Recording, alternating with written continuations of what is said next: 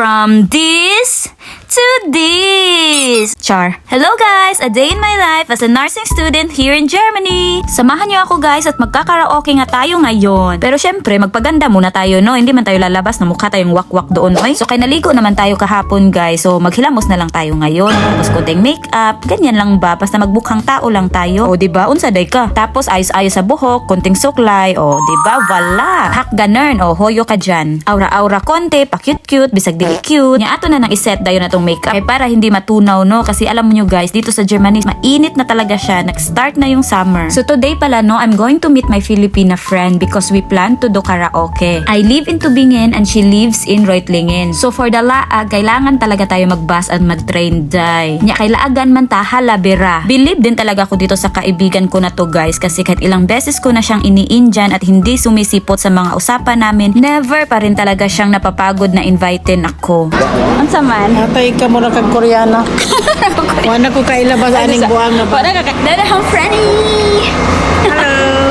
O diba, sa sige na kong Indian, hindi niya na talaga ako nakilala. So before karaoke, no, naglakad-lakad muna kami sa center and did some window shopping. And honestly guys, one thing I enjoy here in Germany is just walking around cities. Ang peaceful niya talaga. And then pumasok din kami sa H&M. And guys, nakita ko itong dress. Ang ganda niya guys, kaso parang manipis lang. Makita man yung mga itim-itim natin sa kigol dyan. So tumingin-tingin din pala ako ng mga pants dito guys, no? Pero napansin ko yung mga pants dito ang haba. Hindi talaga siya pwede sa mga putot guys na katulad ko. And then pumunta na din kami sa New Yorker. Ang sabi ko talaga sa sarili ko, hindi ako magpapabudol today. Pero minsan pag window shopping talaga ka na lang. O diba? Sinukat niya guys. Sinukat niya. Kaya sinabi ko na lang talaga sa sarili ko na deserve ko to. So umakyat din kami sa taas para hanapin yung shorts na nakita ni Ate Jose nung last year summer pa. Nung sinabi niya talaga sa akin yun, napaisip na lang ako kung andyan pa ba o na face out naman siguro yun. Oy. So habang naghahanap siya, no, tumitingin na rin ako ng mga sunglasses. And alam nyo guys, ang hirap talaga humanap ng sunglasses na bagay sa mukha ko. May ibang sunglasses na pag sinuot ko, feeling ko ang social ko. Tapos may iba naman na para tayong bubuyog. So ayan, nagbayad na nga ako, no. Mabuti na yun nang makaalis na din kami at baka maparami pa yung mabibili namin. So habang namimili kami doon guys, no, nagutom ako bigla. Kaya naghanap kami ng restaurant kung saan kami pwede kakain. At pag nagutom pa naman ako guys, lalabas yung mga realization ko sa buhay. Na-realize ko kung gaano ka-importante magkaroon ng genuine friends habang nasa abroad ka. Kasi life abroad can become really lonely sometimes. You miss your family, your old friends, and those simple moments sa Philippines. So kapag may nakilala kang tao na kahit minsan hindi ka sumisipot because busy ka or pagod ka, but still they continue inviting you, they still make you feel included, and honestly, not everyone does that. That kind of friendships is rare. So pag may friends kang ganyan, i-keep mo yan siya. So dumating na pala yung food ko guys, no, at natawa talaga ako kasi sa sobrang laki ng serving nila. Parang wala mang uso diet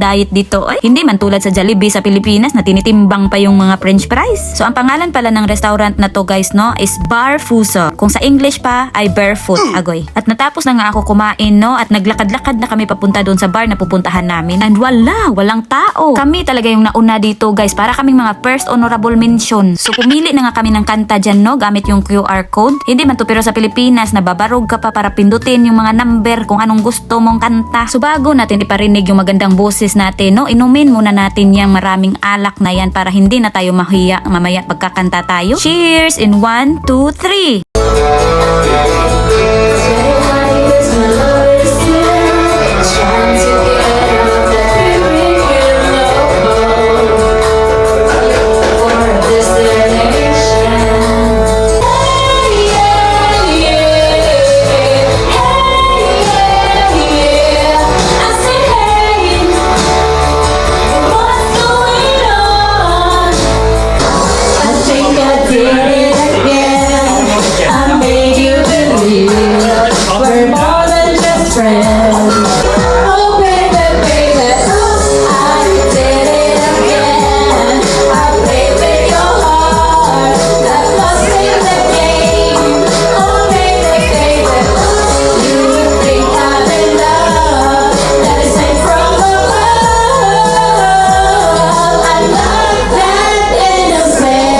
O diba, ka-effective yung alak. Moment like this remind me that life becomes lighter when you have good people around you. Although, friends don't always solve your problems, but sometimes they become the reasons why you forget them, even for a little while. So napatingin pala ako dito sa kabilang table, no? Kuyaw man kayo silag pulutan. Yan ba yung tinatawag nilang life balance? Di bali nang masira yung atay basta with fruit vitamins? Hagoy. So nagbabay na nga kami dito, no? And honestly, growing up made me realize friendship is not about talking every day. It's about knowing that no matter how busy life gets, you still have people you can run to. Sa panahon ngayon, mas kukonti na lang talaga yung true friends na makikita mo. So pauwi na nga ako nito guys at dumiretso na lang ako sa bahay ng boyfriend ko since malapit lang naman yung bahay niya dito. At ayan na nga yung gwapo kong boyfriend. You know what guys? He secretly puts money in my wallet so I don't have to worry about payments. He wants me to enjoy the moment without thinking too much. He is someone who quietly makes my life lighter. So to all the girls who's watching this, please choose your partner wisely. Choose someone who gives you peace, someone who doesn't make your life harder. Because life is already hard enough. Love should feel like home, not another problem to survive. At yun lang, bye-bye!